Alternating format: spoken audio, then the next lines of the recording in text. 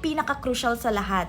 Kailangan, pag nag-join ka din sa isang network marketing business, kailangan mo din po talagang masigurado kung stable ba yung company. Ilang taon na bang nagra-run yung company? 1 to 3 years po ng any business, yan po talaga yung mga trial and error stage. Kaya nga po, pag gusto mo talagang magkaroon ng legit na network marketing company, kailangan po mamili ka ng mga network marketing na 10 years na, 15 years na, or more.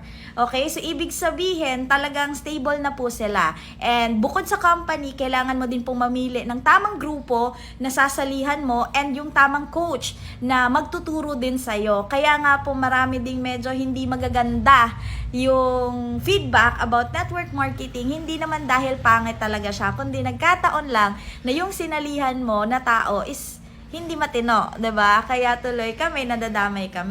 Yung iba, nag-join lang kasi akala nila pag nag-join sila agad sa networking, gaganda agad yung buhay nila. So, this is a business po. Kaya kailangan aaralin mo siya, tatrabahuin mo siya, and kailangan mag-e-effort ka din talaga. Kasi hindi naman po tayo si Henry C.